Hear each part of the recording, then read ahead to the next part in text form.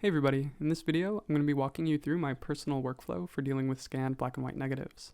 By the end of this, you'll be able to send your image to print, export it for web, post it on Instagram, whatever you want. So I have my scan here on my desktop, but I'm going to open it up in Bridge. I'm going to right click on the thumbnail and click Open in Camera Raw. Camera Raw is a great place to start because it gives you a solid foundation to work from once you finally open the image in Photoshop. And I clearly scanned this image as a positive, not a negative. I did this for a number of reasons. The main one being that I don't want scanning software making decisions that I'm capable of making in Photoshop. So since I scanned it as a positive, my highlights will become my shadows, and my shadows will become my highlights. I want to make sure that I'm not clipping on either end, that I have all of the detail that I can get out of the negative. So this is kind of a thin negative, meaning that I underexposed it slightly. So I want to pull back some of these highlights to make sure that I have detail in their hair. So I'm going to do that by pulling back this slider bar a little bit. Not too much. I'm going to bring down the whites a little bit too. And if you look up at your histogram in the top right corner, it tells you a lot about the tonal range of your image. Clearly I'm clipping a little bit on the shadows, which are on the left side. You can see if it's clipping, if this little clipping warning tool is highlighted blue or white. But I think that's just the film holder. But just to be safe, I'm going to open up my shadows a little bit. And I'm going to bump up my clarity just a touch. A little bit goes a long way. Too much looks like trash. So once I'm happy with this, I'm going to click Open Image. Once your image is open in Photoshop, the first thing you want to do is duplicate your background layer. You can do that in two ways. You can either right click on your background layer and click Duplicate Layer, or you can just hit Command J. I like using the hotkeys because it's faster. At this point, you can invert your duplicate layer. To do that, you want to hit Command I, Command Invert. And I also scan this black and white negative as a color image. Similar reasons, just retaining control over the process. You get a little bit more visual information. But I'm going to throw a black and white layer on top because that's what the image is supposed to be. Then I'm going to open up a curves layer. And this is a good place to start. I'm going to crop this image now. I shot it on a 4x5 camera, so I want the aspect ratio to be 4x5. So at this point, I'm going to move into the curves layer. I'm going to select the Option key on my keyboard and click the bottom left corner of your histogram on this little arrow. Click and drag this in while holding the Option key. You want to bring this arrow in to the point just before you start to see little black specks appearing on your image. Those black specks indicate what is being clipped from your histogram. You don't want to clip any information. And then I'm going to do the same for the highlights. Click and drag while holding the Option key. And I don't like to clip any of the highlights, especially because if you're making a print, there won't be any ink there. It'll just be paper white. And if you catch it at the wrong angle, it just kind of looks weird, but you can do whatever you want. So this image is a little underexposed, as I said. So I want to make sure that I bring up the mid-range of your tones, my tones. So I'm going to select this little pointer finger, which allows you to select any part of the image.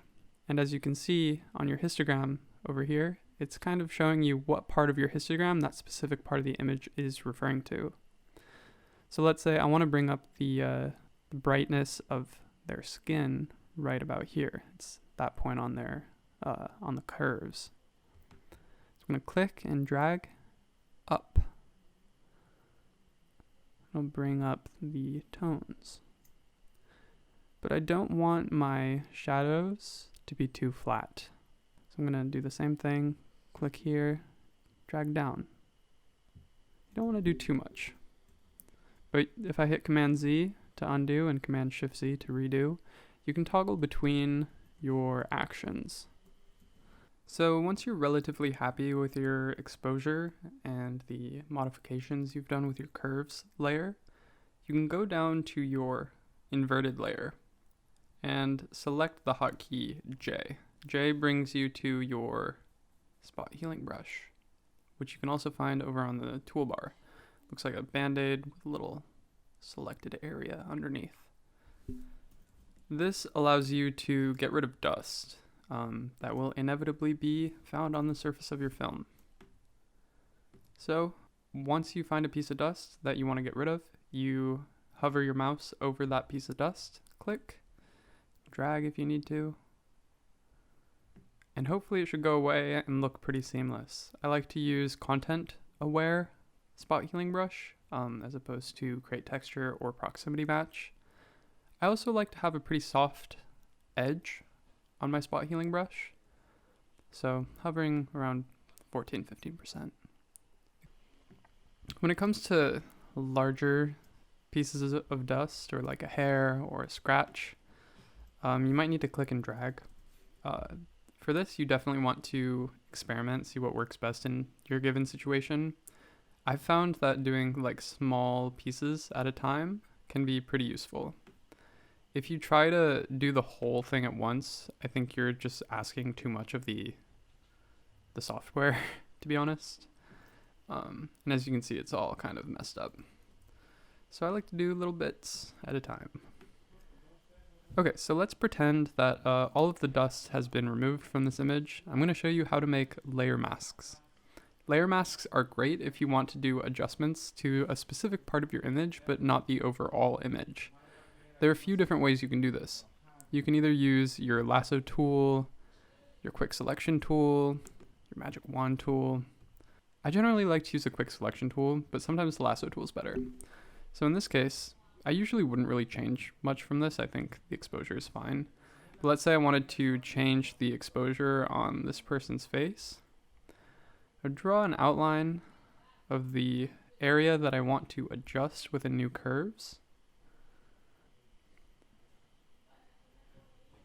You'll get your little marching ants over here, what I like to call them. Open up another curves layer. Really important, you want to make sure that this curves layer is on top of your overall curves layer. So, same situation, you can hit your option key, drag it over, wait until you're clipping, stop it just before that. Do your same on your highlights. As you can see, there's a bit more contrast in this person's face now. I can toggle through that by clicking the little eyeball next to the layer. But one thing you'll notice just off the bat is that there's a really rough edge on there. It looks like they're wearing a mask. You don't want that. So to get rid of that, you want to feather the edge. So you're going to select this thing next to your curves, and it'll give you the option to change your feather. You can see how, just 8 pixels of feathering makes it a little bit smoother, but it's not quite where we want it to be. Bring it up, and it becomes kind of seamless. You don't want to be able to notice these adjustments. You want everything to look pretty organic. In this case, it looks pretty terrible, but this is just a demonstration for something you could do. Another way you can use layer masks is to sharpen a specific part of your image. So let's say, for example, I want to increase the sharpness on this person's face. I'm going to select my quick select tool. And this is really rough, but let's go with that. Create a new curves layer. Hit your backslash key to see what you have selected.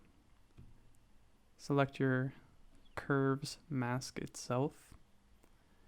Increase the feather. This way you can kind of see what's fading in and out of your image. Once you're happy with the feathering of your layer mask, you want to make sure that the layer is selected. Go into filter, select sharpen, and you have a few different options here. I'm going to go ahead and select unsharp mask and increase the sharpness to about 65%, just so that we can actually tell a difference. I'm going to hit the backslash key again, make that go away. I'm going to toggle between the layer mask on and off.